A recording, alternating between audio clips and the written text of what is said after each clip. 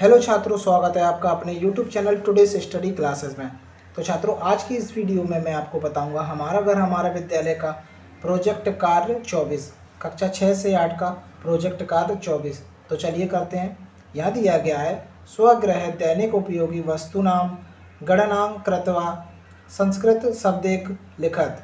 इसका हिंदी अनुवाद दिया है, आपके घर में उपयोग होने वाली वस्तुओं की संख्या को संस्कृत शब्दों में लिखिए। तो छात्रों, हमारे घर में जो भी वस्तुएं उपयोग होती हैं उनकी संख्याएं लिखना है और उनको संस्कृत में लिखना है। जैसे कि यहाँ दिया गया है क्रमांक, वस्तुएं, संख्या, संस्कृत शब्द। यथा, यथा का मतलब होता है उदाहरण। जैसे कि व्यंजनम, व्यंजनम को बोलते हैं हम पंखा। पंख की संख्या कितनी है? 3। इसको संस्कृत में कहेंगे त्रीणी। पहला दिया गया चषकः, चषका का मतलब होता है गिलास।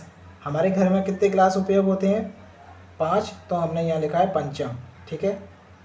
दूसरा है सचल, सचल यानी मोबाइल।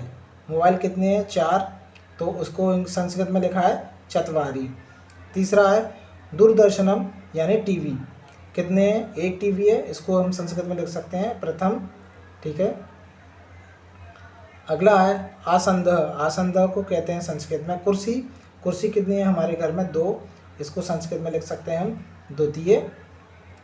अगला है छात्रम, छात्रम मतलब छाता। हमारे घर में छाता कितने हैं? 1, तो इसको हम लिख सकते हैं प्रथम। इसी प्रकार से अगला है घटा, घटा मतलब घड़ा। घड़ा कितने हैं हमारे घर में? 1, इसको हम संस्कृत में लिखेंगे प्रथम।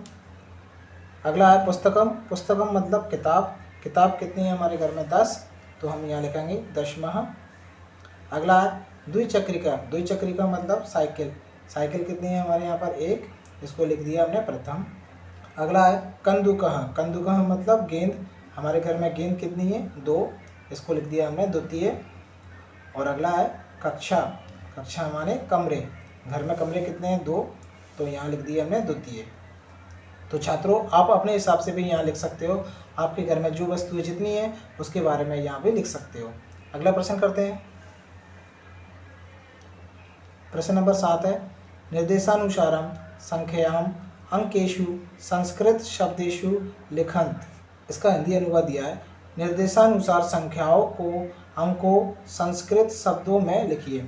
यहाँ पर हमें कुछ अंक दिए गए हैं, उनको संस्कृत में लिखना है, और कुछ संस्कृत के शब्द दिए गए हैं, उनको अंकों में लिखना है। जैसे कि अंकों में यहाँ पर लिखना है और शब्दों में यहाँ पर लिखना है।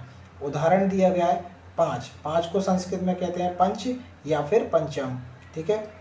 2, यहाँ दिए 2 को संस्कृत में लिख दिया है हमने द्वितीय। 3, 3 को संस्कृत में लिख दिया है तृतीय। और यहाँ पर दिया है चत्वारी, चत्वारी का मतलब होता है 4। इसी प्रकार से यहाँ दिया है 7, 7 को संस्कृत में कहते हैं सप्तमः। यहाँ अष्टा, अष्टा मतलब 8। ठीक है। इसी प्रकार से 1, 1 को कहते हैं प्रथम। 6, 6 को कहते हैं षष्ठः। और यहाँ दिया है नव, नव को मतलब होता है 9। इसी प्रकार से यहाँ दिया है 10, 10 का मतलब होता है दशम। तो छात्रों, आप इसी प्रकार से यहाँ सारणी को पूरा कर सकते हो। अगला प्रश्न करते हैं छात्रों। प्रश्न नंबर अगला है स्वपाठ्य पुस्तकात् त्रयः संस्कृत श्लोकाः लिखत। हिंदी अनुवाद है, अपनी पाठ्य पुस्तक से कोई 3 संस्कृत श्लोक लिखिए। तो छात्रों, यहाँ पर हमने कक्षा 6 के संस्कृत के श्लोक लिखे हैं। आप कक्षा 7 में पढ़ते हो तो कक्षा 7 में से लिखना, और आप कक्षा 8 में पढ़ते हो तो कक्षा 8 की संस्कृत की बुक में से यहाँ पर आपको 3 श्लोक लिखना है।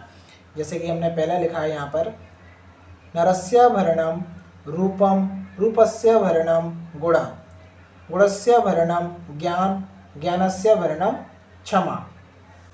अगला लिखा है सर्वे भवन्तु सुखिनः, सर्वे सन्तु निरामया, सर्वे भद्राणि पश्यन्तु, मा कश्चित् दुःखभाग् भवेत्। अगला है विद्या ददाति विनयादयाति पात्रतां, पात्रवाद धनमार्नोति धनाद, धर्मः ततः सुखम। तो छात्रों, हमारा घर हमारा विद्यालय के सभी प्रोजेक्ट कार्य हमारे कंप्लीट हो गए हैं।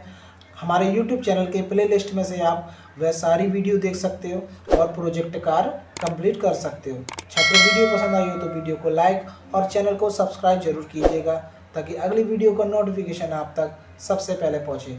धन्यवाद छात्रों।